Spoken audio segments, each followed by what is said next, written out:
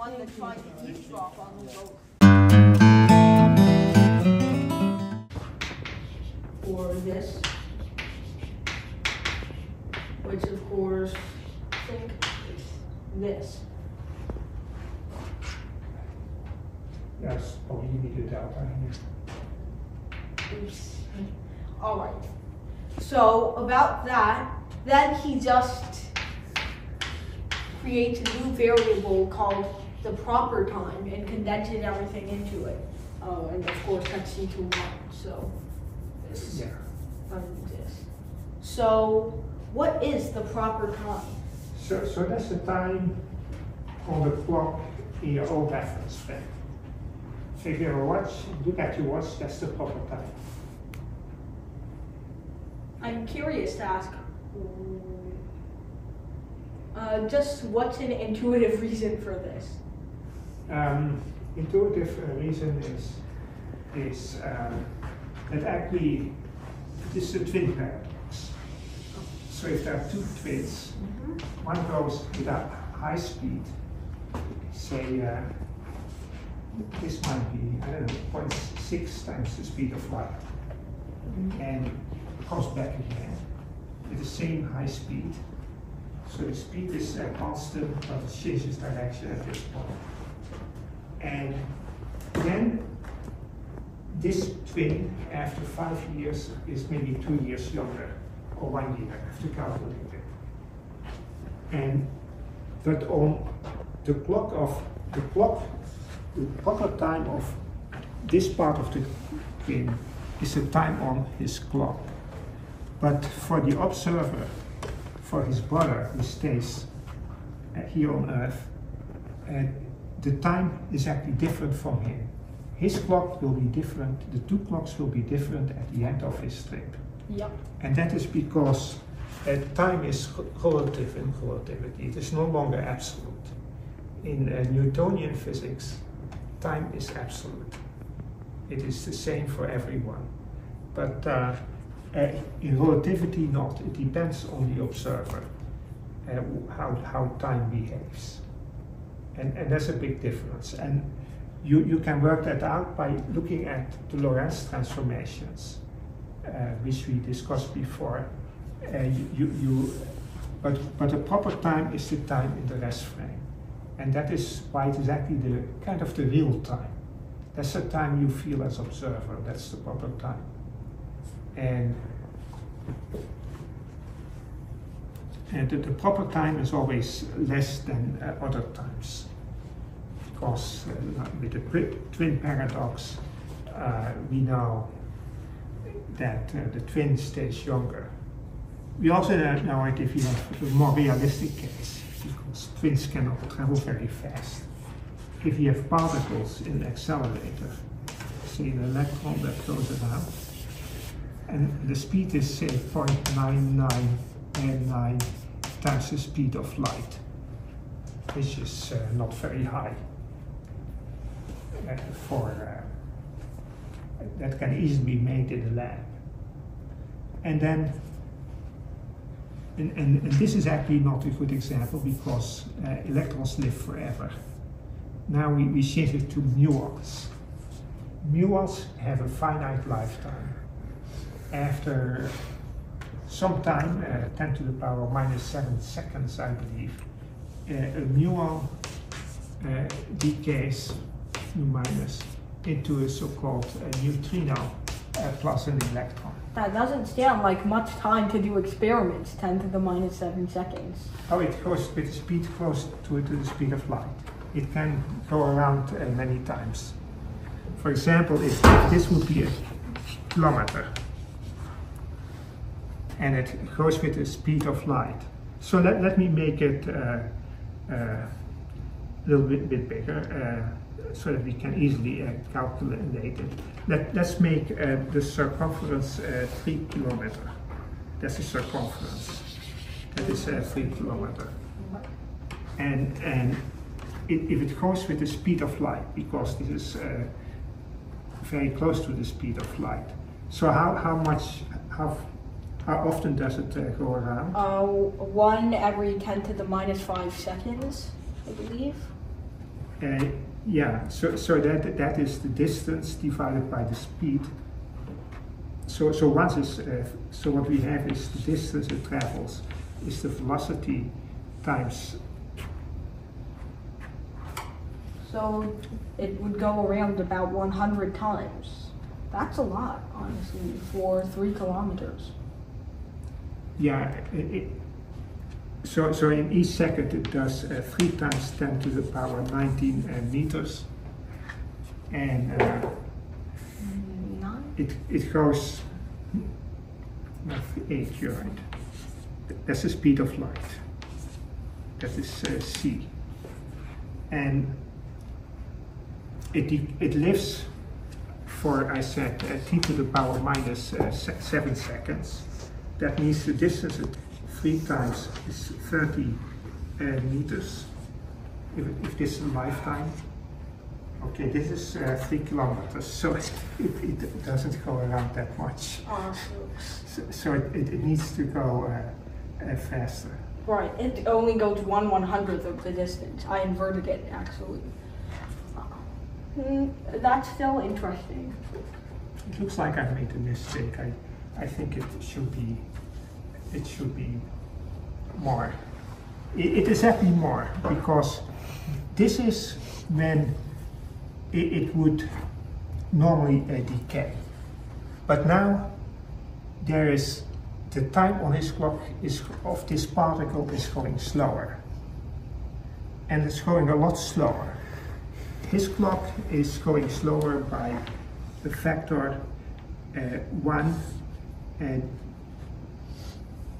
divided by 1 minus beta squared, that is 0.09 squared. And you have to calculate this.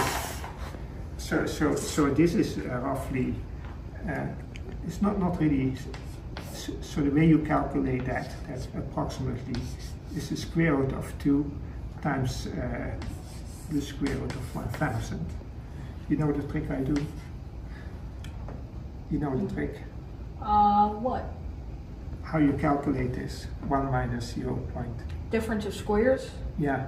Oh. You do a minus b times a plus b. A plus b is roughly 2. So square root of 2, and a minus b is 1/1000. So it is this. So this is 30 divided by, say, 1.5. That is 20. So it's not even, that is not even a big factor. So you even need to go to much higher velocity. But then it lives longer, and you have more time, already a factor of 20 more time. You already get 600. But if you make it like that, and you have 10,000, then it goes around already almost once. That's very interesting. So you actually can, so it's an important effect, and you use it. People are actually constructing neuron factories, they call it, to do physics with them. If you speed them up enough, they live a long time. Wouldn't they only live a very long time from their perspective? No, from their perspective, if you would sit on a neuron, you would not notice anything. It is from the perspective of the observer. I see. So, one more thing. So, oh, sorry. So I have to get my clock, otherwise I lose track of time. Oh, it's 6:55. 6:55. Yeah, I want to look at my clock. I cannot miss it. We have different reference frames. And the invariant is this one. This interval over ds. Oh, S is the space-time interval, right? And ds is equal to the square root, say, of minus, if I put in the c squared, dt squared minus dx squared.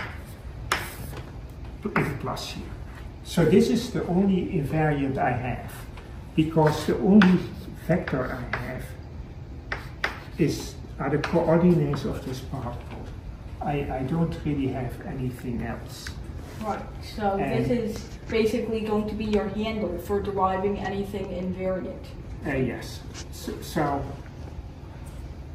this is the action. And now I can write this as alpha times the integral over ds. I can take dt out, and then it becomes minus 1 if I do c dt, if I take that out, plus dx. In fact, I want to have always positive signs under the square root. I got here dx dt squared times 1 over c squared. And again, correcting the signs. So the reason is that the sign is not really determined. What we want is, we want positive signs. And we know that the velocity, that's dx dt, is always less than the speed of light. So with this definition, the signs are always positive. So that means that this is actually the correct action.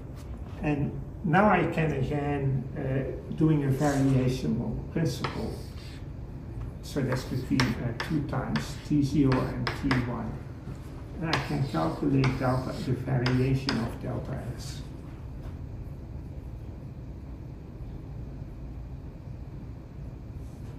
Right, let me look at our derivation for the classical one. So it's going to be a very similar process, right? Oh yeah, we do exactly the same way. We have a trajectory like that. So this is x mu, and we look at a slightly different trajectory, x mu plus delta x mu, and we expand it to first order in delta x mu.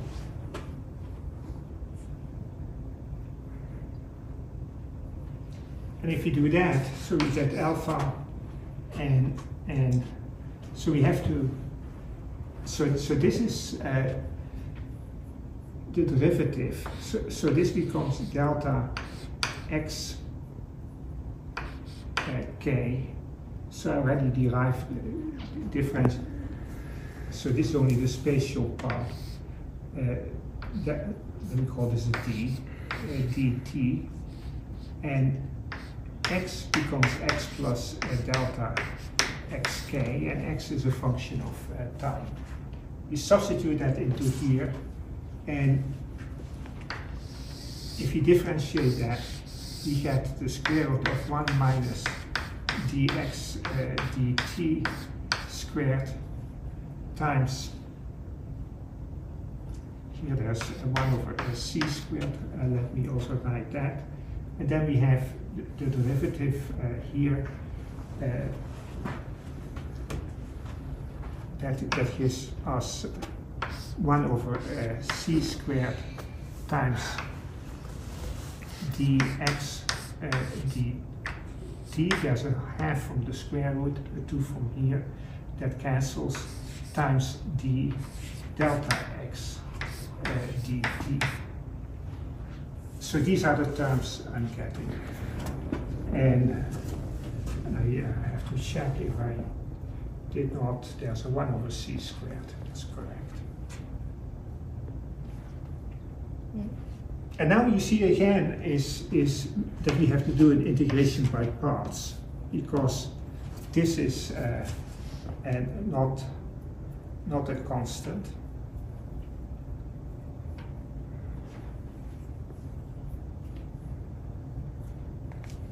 Right. So there's an integral. So the integral is over dt.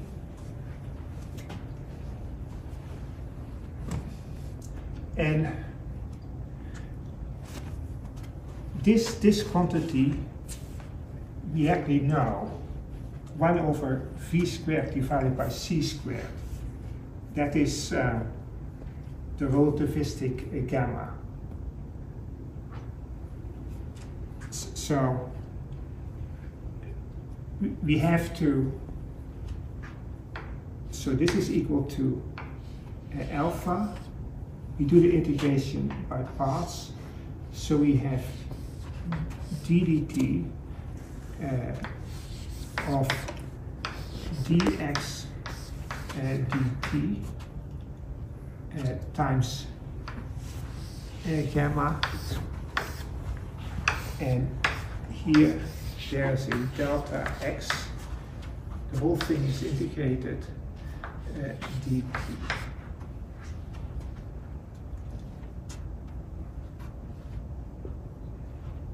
So what we get is that dx dt times gamma. So this should be true for all delta x.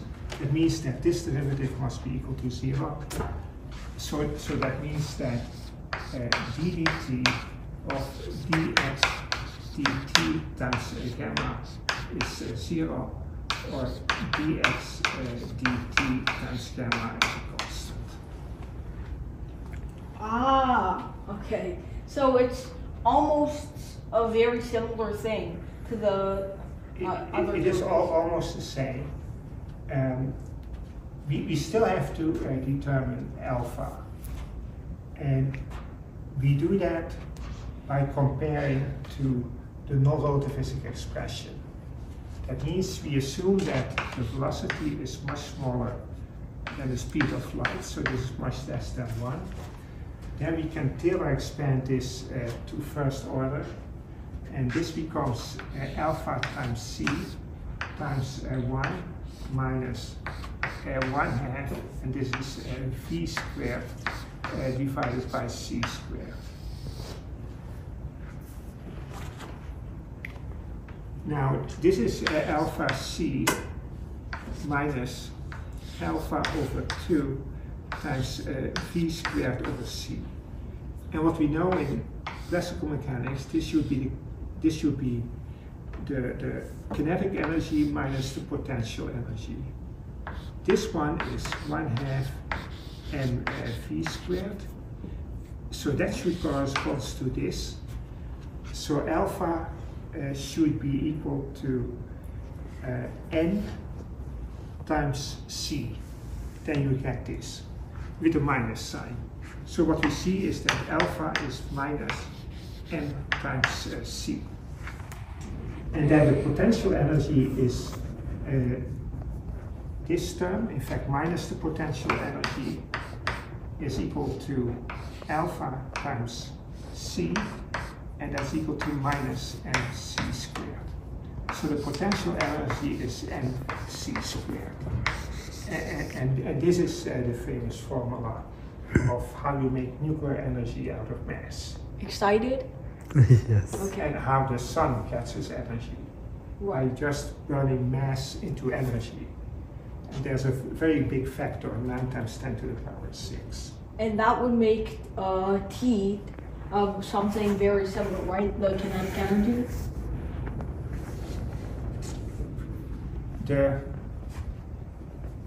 What did you say about the kinetic energy? So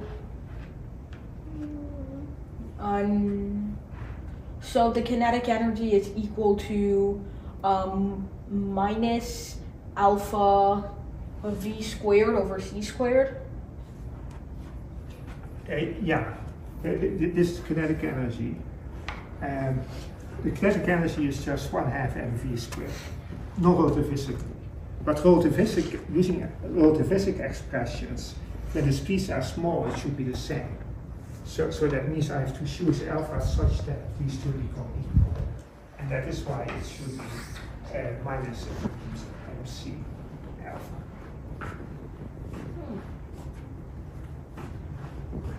That's interesting. I'm sure we definitely covered that in the lecture, but Giovanni's session, but that definitely gave me some context that I needed.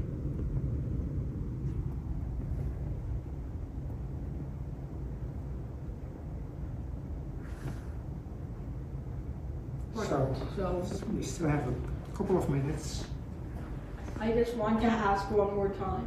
So why do we use the Lagrangian and in terms of relativity? Oh, first, that I can immediately write down the action. I know that the action should be invariant on the Lorentz transformations. Right. And so what I do is I write all possible invariants, and then I know that should give the equations of motion. Right, so it's useful because it gives you an invariant quantity that you can express in terms of things you already know. Yeah, because you can only make a small number of invariants. When you have one particle, there's only x mu. You could think of having electric and magnetic fields. There would be two vectors.